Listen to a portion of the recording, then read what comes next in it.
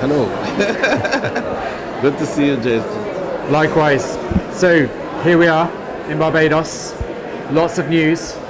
Where do we start?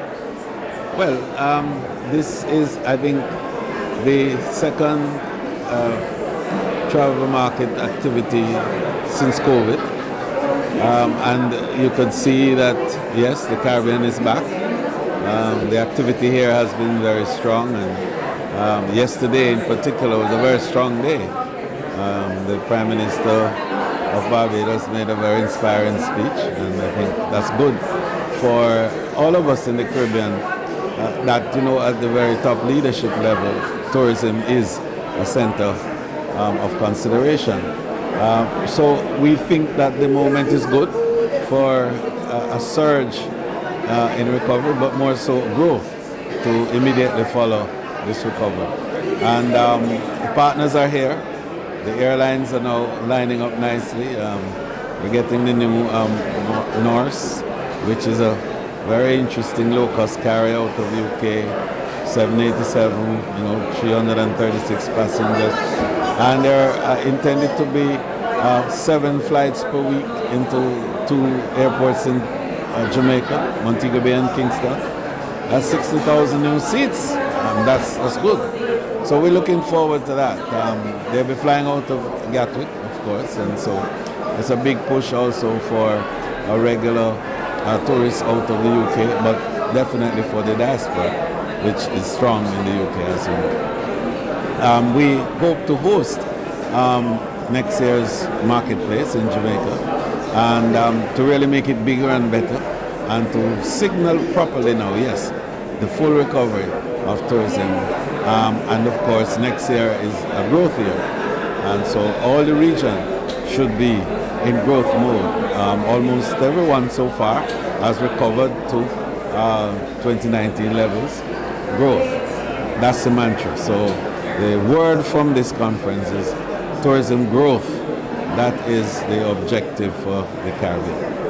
And you're fresh really off a plane from Arabian travel market where Jamaica was exhibiting there, and I guess that leads me to sort of, kind of question around where else the growth is going to come from.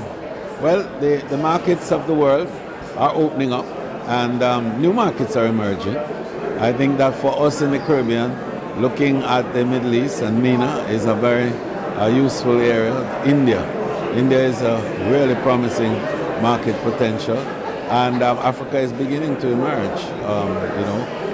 The fact is there are 330 million,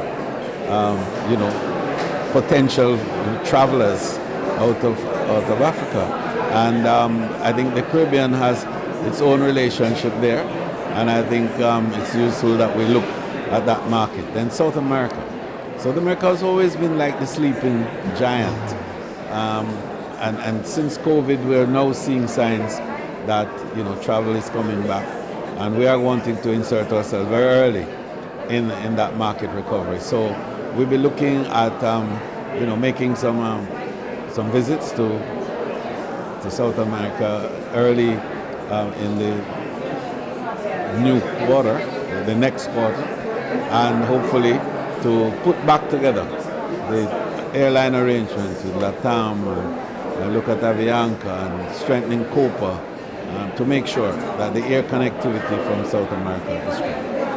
And of course, you have this wonderful 5x5x5 strategy, which I'll ask you to just sort of give us an update on in a minute. Yeah. If you recall, before COVID, that was the mantra. We were attempting to increase to 5 million the number of visitors to Jamaica over a 5-year period, and to earn $5 billion of revenue to the country. Now, that projection was still be to 2025.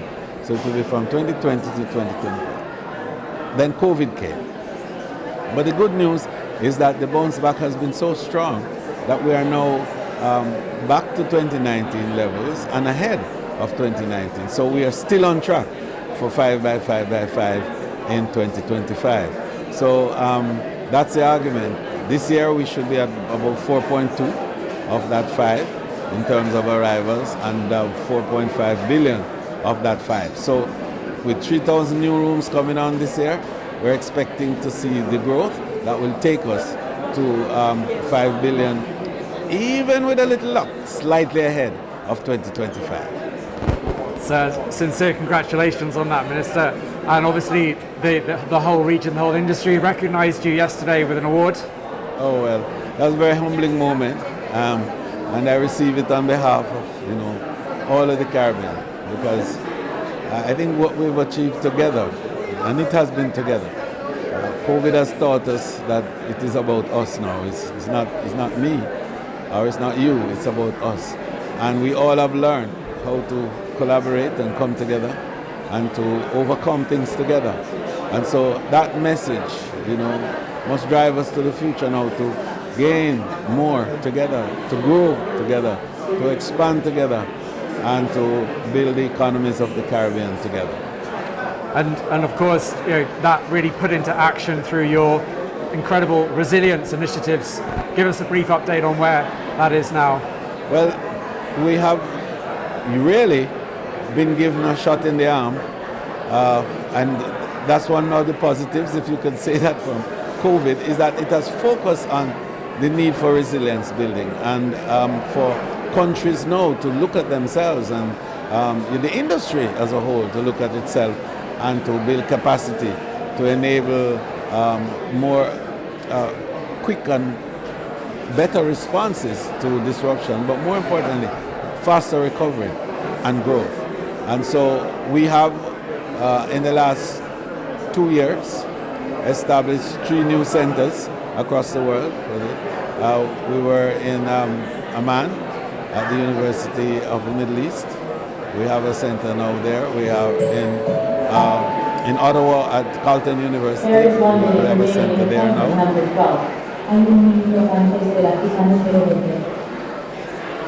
Right. We're at Washington, D.C., at George Washington University. We have a center there. Now we're looking to Malaga for the next center in Spain. And then we have Japan, in Tokyo, that we're working on. Botswana, Sierra Leone, South Africa at Cape Town University. And of course, we have Barbados here that we are.